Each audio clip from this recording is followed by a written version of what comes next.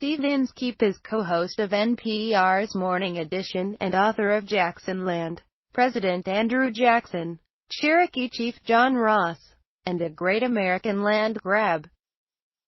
Jackson might seem the obvious choice to get the boot, but when you look at parts of Hamilton's legacy, it's easy to see why he's the first choice for now. Admirers of Alexander Hamilton are outraged. The Treasury Department says the man on the $10 bill must share his real estate with a woman, starting in 2020. If Hamilton were alive today, I'd advise him to take credit.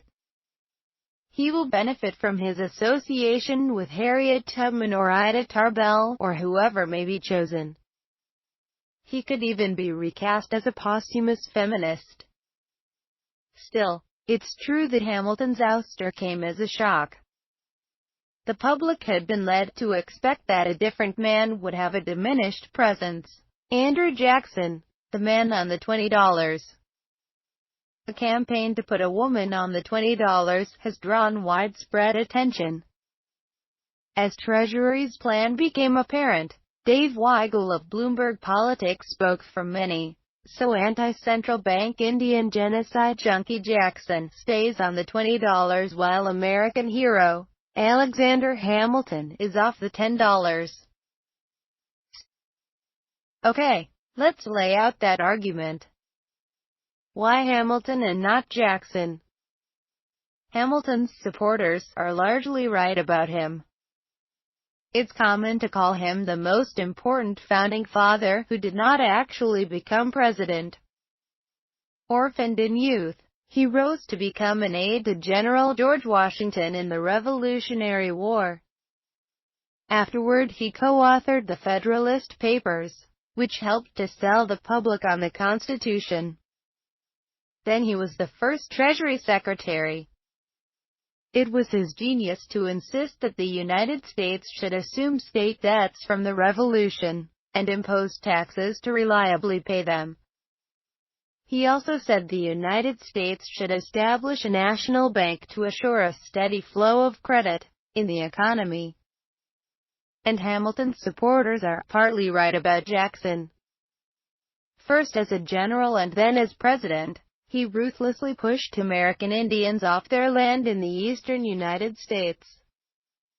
Genocide is the wrong term for this policy, which was not designed to exterminate, but segregation works, and its execution was awful.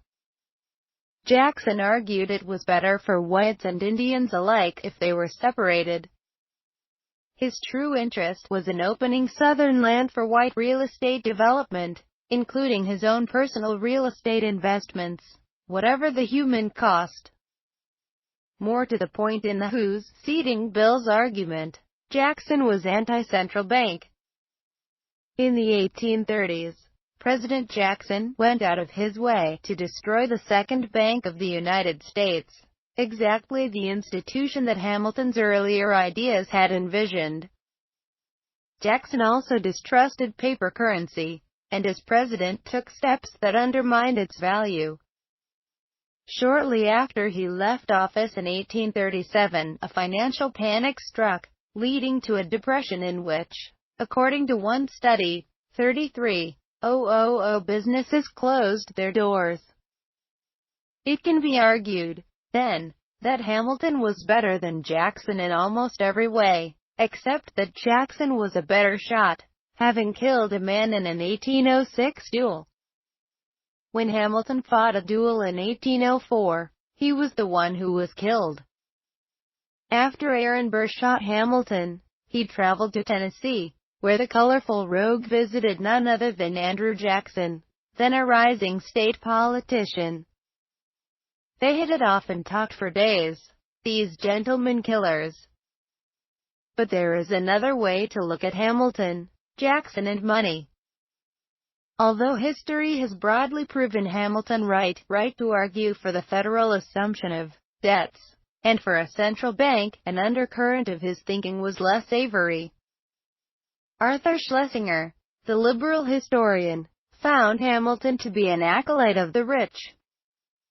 He quoted Hamilton's statement that government should unite the interest and credit of rich individuals with those of the state. Government borrowing would channel profit, in the form of interest, to wealthy lenders. The National Bank would offer credit to wealthy borrowers, and wealthy men would prove a bulwark against the unruly masses, who are turbulent and changing. They seldom judge or determine right. All of this can feel creepy in an age when government is accused of backing fantastically wealthy people through the financial industry, while everyone else's income sags. Jackson entered the presidency paranoid about the Second Bank of the United States, believing it wasn't constitutional and was too entangled with powerful elites, or rather, elites other than Jackson, who had come from modest circumstances but by then was very wealthy. But Jackson wasn't exactly wrong. The bank was making loans to the same lawmakers who supported it. Senator Daniel Webster wrote the bank president to complain that my retainer has not been renewed, or refreshed, as usual, and suggested that he could not defend the bank unless he was sent money. Having killed the bank, Jackson left his successors the problem of finding a suitable replacement. It took generations to come up with the Federal Reserve.